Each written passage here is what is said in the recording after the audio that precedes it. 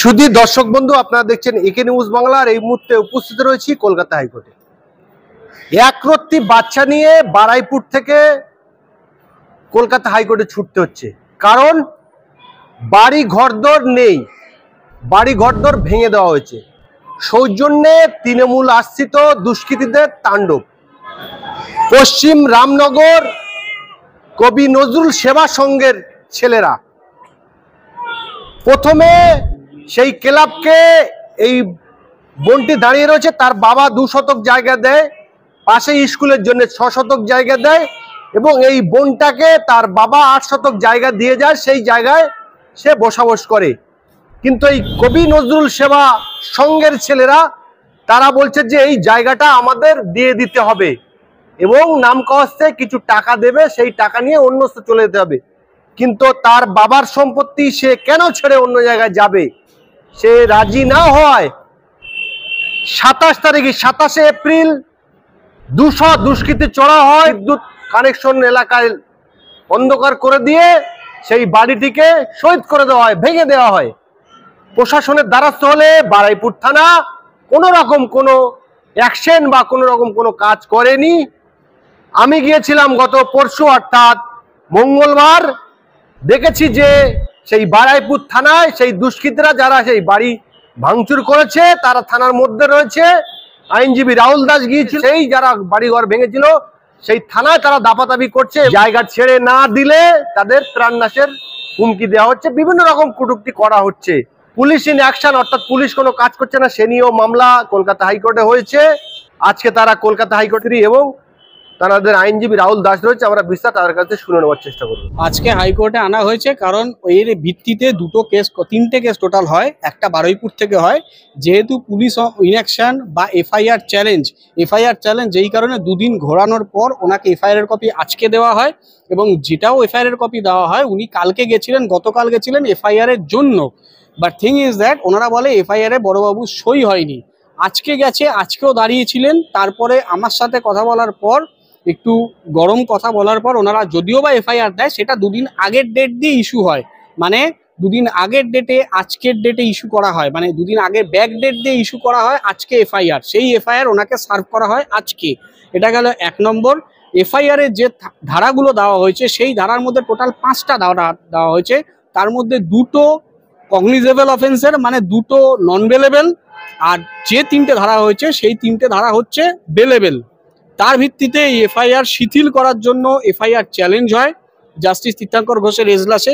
Plus পুলিশের নিষ্ক্রিয়তা। কেন নিষ্ক্রিয়তা? কারণ ঘটনার দিন 27 এপ্রিল থানায় রাত্রিবেলা সম্ভবত ওনারা মধ্যরাতে থানায় গেছিলেন, থানাতে দেনান দেওয়ার কোনো এফআইআর নেওয়া হয়নি, এবং থানা থেকে যাকে পাঠানো হয় সেই ব্যক্তি কি রিপোর্ট দিয়েছে আমি জানি না, তার রিপোর্টের কোনো রিটেন স্টেটমেন্ট থানায় নেই। 2 নম্বর এটা গেল। 3 নম্বর, সেই রিপোর্টের ভিত্তিতে সেই অফিসার নিজে গিয়ে দেখে এসছে কারেন্টের তার, মানে বিদ্যুৎ বিচ্ছিন্ন করা, এবং পুরো বাড়ি ধ্বংসলীলা চালিয়েছে, পুরো বাড়ি জমি হয়ে গেছে। তারপরে দাঁড়িয়েও পুলিশ এমন কি রিপোর্ট দিল যার ভিত্তিতে এফআইআর হয়নি। আর তার থেকেও বড় কথা, যেদিন এফআইআর করতে থানায় যাওয়া হয়, যেদিন আইসিকে আমি ফোন করি, ঘটনা আমার কাছে আসার পর আমি যখন আইসিকে ফোন করি, আইসি ফোন ধরেনি। পরবর্তীকালে পুলিশ সেই রাতেই যায়। তার পরের দিন বারুইপুরে যখন যাই, আইসি যখন তার কেবিনে, ওনার নিজের কেবিনে গ্রামের প্রধান আর ওনাদেরকে ডেকে পাঠান, ওনারা ঢোকা মাত্র প্রধান পরিষ্কার বলেন, প্রধান তো খুব ভালো মানুষ। আমি জানি না প্রধানকে দরাজ গলায় সার্টিফিকেট কোন অদৃশ্য কারণে আইসি দিল, কোন লেনদেনের ভিত্তিতে আইসি দিলেন আমার ধারণার বাইরে। আর আইসির সামনে সেই দিন পরিষ্কার বলছে আমাদের 200 ছেলে রেডি আছে। প্রধান বলছে, আমাদের প্রধানই তো বলছিল যে 200 ছেলে রেডি আছে, তুই যদি জমি না দিস তাহলে জমি গ্রাস করে নিতে আমার 2 মিনিট সময় লাগবে না, 200 ছেলে রেডি। আইসির সামনে, আইসির কেবিনে, বারুইপুর থানায় বসে এই কথা হয়। তার মানে পুলিশি নিষ্ক্রিয়তা এখানে পরিষ্কার স্পষ্ট দেখা দিচ্ছে, এবং সাথে সাথে এই যোগও স্পষ্ট হচ্ছে শাসক দলের ছেলেদের সাথে বা শাসক দলের প্রধানের সাথে আইসির একটা সুমধুর সম্পর্ক আছে, যেটা কিনা আমাদের বিধানসভার অধ্যক্ষ বিমান বন্দ্যোপাধ্যায়ের কনস্টিটিউসিতে, বিমান বন্দ্যোপাধ্যায় লোকাল এমএলএ, ওখানকার সেই বিমান ব্যানার্জি লোকাল কনস্টিটিউসির ভেতরে এই ঘটনা ঘটেছে। এবং আজকের আপডেট আমার ক্লায়েন্টের থেকে আমি যেটা শুনেছি, তৃণমূলের কিছু দুষ্কৃতী তারা পরিষ্কার বলেছে বিমান ব্যানার্জির কাছে যাব, 1 লাখ টাকা নিয়ে যাব। পরিষ্কার তাদেরকে বলেছে, আমি কথাটা কোট আনকোট বলছি, তাদের তৃণমূলের নেতারা বলেছে, এবং তাদের বাড়িতে অনবরত বোম মেরে উড়িয়ে দেওয়ার হুমকি দিচ্ছে।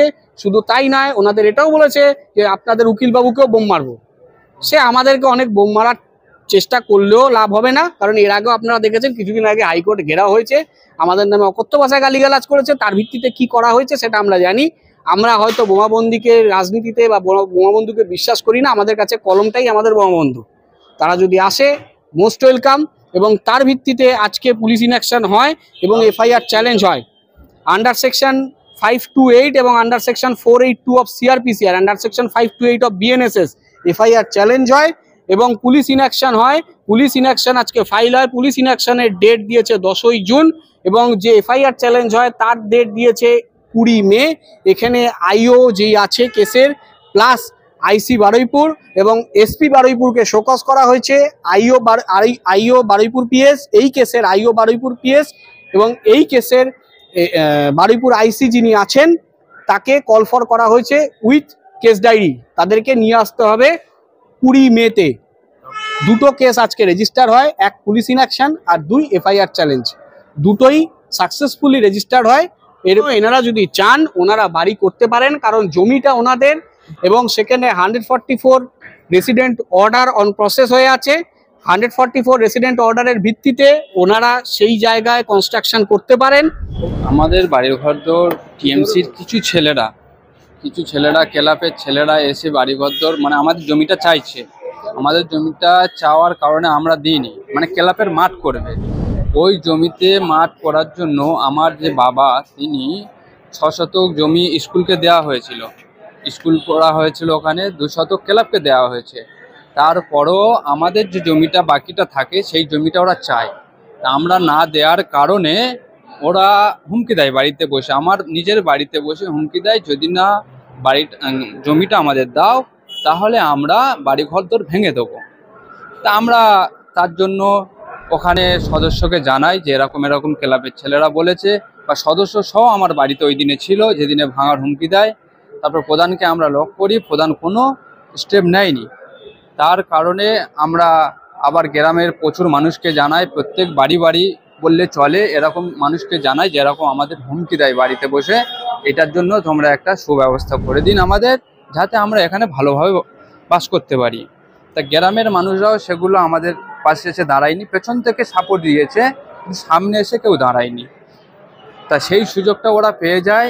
হঠাৎ একদিন রাতে 7টা-8টার দিকে আমার বাড়িতে এসে বলল যে এরকম ছেলেরা চাইছে যে এই জমিটা আমাদের দিয়ে দাও। তা আমরা বলেছি যে এই জমিটা আমরা দেব না, এই ছাড়া আমাদের কোনো জমি নেই। থাকলে আমরা চেষ্টা করতাম, যেহেতু আমাদের জমি তো স্কুলে দিয়েছে, ক্লাবে দিয়েছে, এছাড়া এইটুকু আমাদের জমি আমরা দিতে পারবো না। এই কথা বলার কিছুক্ষণের মধ্যে গ্রামের পাওয়ার লাইট পুরো অফ করে দেয়। গ্রাম মানুষ পুরো নীরবতাভাবে চুপচাপ থাকে এবং ওরা দুষ্কৃতী হিসেব করে আমার বাড়ি ঘরদোর পুরো ভেঙে দেয়, মাটির সঙ্গে মিশে দেয়। তা আমরা গ্রামবাসীকে জানাতে পারিনি ওই সময়। আমাদের ওই সময় বলেছিল যে প্রাণে মেরে দেবো, এখান থেকে পালাও। আমরা ওখান থেকে পাইলে যাই, বাগান থেকে বা যেখান থেকে আমরা পাইলে যাই। হ্যাঁ, বাড়িতে হামলা করার পরে আমরা জানে বাঁচার জন্য পাইলে যাই। পাইলে গিয়ে আমরা প্রধানকে ফোন করি, প্রধান কোনো কিছু বললো না, বললো ঠিক আছে আমি দেখছি বলে প্রধান আসলো না। আমরা ওখান থেকে প্রায় তখন বেজে গিয়েছে 12টা, পৌনে 12টা বেজে গিয়েছে। তখন প্রধান আসলো, এসে দেখলো বাড়ি ঘরদোর ভেঙে গিয়েছে। বললো প্রধান সাহেব আমাদের বললো যে পুলিশ আসছে। আমি এসছি, পুলিশ আসছে, আসার ফলে এইগুলো লোড করে নিয়ে যাবে। তা নোট করার জন্য আমরা সেখানে ছিলাম, প্রচুর মানুষ দাঁড়িয়ে ছিল, যারা ভেঙেছে তারাও ওখানে দাঁড়িয়ে ছিল। এবারে কিছুক্ষণ পরে প্রধান সাহেব আমাদেরকে বলছে যে পুলিশ আসবে না, আগামী পর্বে আসবে, পরের দিনে দেখতে আসবে বলে সেই দিন রাতে আর পুলিশ আসলো না। আমাদেরকে বললো তোমরা এখানে থাকো। প্রধান সাহেব এইটা বুঝলো না যে আমাদের বাড়ি ঘর ভেঙে দিয়েছে, যে আমরা কোথায় থাকবো না থাকবো এটা কিছু বললো না, বললো এখানে থাকো, পরের দিনে পুলিশ আসবে। তা আমরা ওখানে না থেকে আবার জানের মানে ভয় দেখায় যে মেরে দেবো, তার জন্য ওই রাতে আমরা পুলিশ কাছে যাই। যাওয়ার পরে রাতে তখন পৌনে 1টার সময় পুলিশ সঙ্গে নিয়ে আমরা আসি। আসার পর্বে ওনারা দেখে যায় যে সব কিছু বাড়ি ঘর ধরে ভেঙে দেয়। দেওয়ার পরে তারপর দিনে আমরা ওই দিনে জিটি হয়। জিটি হওয়ার পরে তারপরের দিনে আমরা এফআইআর করতে যাই, এফআইআর নিল না। এফআইআর টেবিলে রেখে দিয়ে আমাদের বললো ঠিক আছে যাও, দুদিন পরে আসবে, এফআইআর কপি দেওয়া হবে। দুদিন, হ্যাঁ, বারুইপুর থানায় আবার যখন যাই আমরা দুদিন পরে, সেখানে কোনো এফআইআর হয়নি। তা আমরা একটা আইনজীবীর কাছে গিয়েছিলাম, ওনার দ্বারাই আমরা এফআইআর আবার জমা দিই। সেই এফআইআর কপিতেও কোনো এফআইআর হয়নি। এইবার আমাদের নিয়ে পঞ্চায়েতে বসাবসি করলো জোর জবরদস্তি। আমরা পঞ্চায়েতে যেতে চাইনি। প্রধান সহ, সদস্য সহ, গ্রামবাসী অনেক মানুষ ছিল, ক্লাবের ছেলেরা, তারা আমাদের ওখানে নিয়ে যায়। নিয়ে গিয়ে জোর জবরদস্তিভাবে মানে আমাদের চাপ দিয়ে, মারধরের হুমকি দিয়ে প্রধান সাহেবের সামনে আমাদের জায়গাটা লিখিত, মানে একটা সাদা কাগজে লিখে নিল যে আমাদের জায়গাটা দিয়ে দিতে হবে বলে আমাদের সেখানে সই নিয়ে নিল জোর জবরদস্তিভাবে। তা আমরা ওখানে আসার পরে টাকা দিল না, কোনো টাকা দেয়নি কিছু। আমরা তো জায়গা তো প্রথম থেকেই বলেছি যে জায়গা আমরা দেব না, তা আমাদের তো টাকার কোনো প্রশ্ন ওঠেই না। ওই 10-12 বছর হয়ে গিয়েছে। 10-12 বছর হয়ে গেছে। হ্যাঁ, ঘরটা তো ভেঙে দিয়েছে। হ্যাঁ। তো এখন কি চাচ্ছেন আপনারা? এখন চাইছি ওই জায়গাটায় আবার ঘর বাড়ি তৈরি করে আমাদের তো বসবাস করতে হবে। ওই জায়গাটা আমরা আবার নতুন করে ঘর বানাতে চাই। এই বাড়িঘরটা ভেঙে দিয়ে থানায় গিয়েছিল, তো পুলিশ কিভাবে হেল্প করেছে আপনাদের? পুলিশ কোনোভাবেই হেল্প করেনি। আমি যখনই গিয়েছিলাম রাত 12:30 একটা নাগাদ, আমার 2.5 বছরের একটা মেয়ে ছিল আর 1 মাসের একটা কোলে বাচ্চা নিয়ে আমি গেলাম। তখন বললো আমাদের অফিসার নেই, এখন এত রাতে কেউ যেতে পারবে না। তা আমি বলি ম্যাডাম আপনি এই কথা বলছেন, তাহলে আমরা কি করব? তা তখন এবার অনেকক্ষণ পরে আমি চুপ করে দাঁড়িয়েছিলাম, আমি আসিনি। আমি বলি না, আমি পুলিশ নিয়েই যাব, মনে মনে ভাবছিলাম। তারপর অনেকক্ষণ দাঁড়িয়ে থাকার পরে বললো ফিল্ডে একটা পুলিশ অফিসার ঘুরছে, ওনাকে বলে দিচ্ছি তুমি যাও বলে ওই স্যার গেলেন। গিয়ে দেখলো, আমি বলছি স্যার এইগুলো নোট করুন, আমার এইগুলো জিনিসগুলো ভাঙচুর হয়েছে, এই আদিগঙ্গায় ফেলে দিয়েছে, এই কারেন্ট নেই, হ্যাঁ লুট করে নিয়ে চলে গেছে, কোনো জিনিস নেই। এবারে পুলিশ শুধু ডায়েরি বের করে কি দুটো একটা লিখলো, লিখে নিয়ে বললো ঠিক আছে তুমি কালকে এফআইআর করলে আমরা যা কিছু জামিন মানে অ্যারেস্ট করবো, এই করবো। কিন্তু রীতিমতো আমি পরের দিন আমি এফআইআর এর কাগজ জমা দিই, কিন্তু সেই এফআইআর হয় না। উল্টে আমাকে পঞ্চায়েতে ডাকে এটাকে মিলছল করার জন্য। পঞ্চায়েত প্রধান আমাকে মিলছল করার জন্য ডাকে। মিলছল করতে গিয়ে 1-150 টিএমসি পার্টির ছেলে যায় পঞ্চায়েতে, ছোট বড় করে। সেখানে গিয়ে আমাকে থ্রেট করে যে তুই এই টাকা মানে সামান্য টাকা 2.5 লাখ টাকার বিনিময়ে আমার 8 শতক জায়গা তুই দিয়ে দে। তা আমি এবার সেখানে দেখছি, আমি আর আমার হাজব্যান্ড গিয়েছিলাম। এবার ওর 1-150 ছিল। এবার দেখতে পাচ্ছি এমন উৎপাত ওরা করছে, এই মারে কি সেই মারে, এরকম একটা ব্যাপার যে মানে পিটে মেরে নিয়ে নেবো।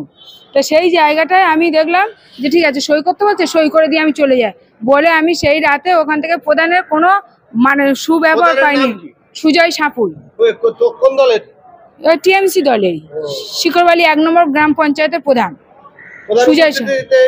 হ্যাঁ, প্রধান যে একটা প্রধান মানুষ, উনি যে একটা বিচার করছেন যে লিগাল একটা কাগজপত্র, ওরা বারবার বলে রাসমাট তোর নামে রেকর্ড করে দেওয়া যাবে। মানে আমার যে রেকর্ড ওয়ালা জমি সেটাকে বলছে না ভুয়ো কাগজ, খাসের জমি, পাট্টার জমি, এই হয় না সেই হয় না। মানে আমাকে অনবরত শুধু ভুলভাল বোঝাচ্ছে। না, গ্রামের কেউ মানে শাসক দলের ক্ষমতা বলে পিছন থেকে সবাই আমাকে বলছে তুই জায়গা ছাড়বি না, অনেক কিছু পিছন থেকে বলছে, কিন্তু সামনে ভয়তে কেউ আসছে না, কারণ অনেকের ঘর দেবে বলেছে। অপরাধী তাদের নাম কি?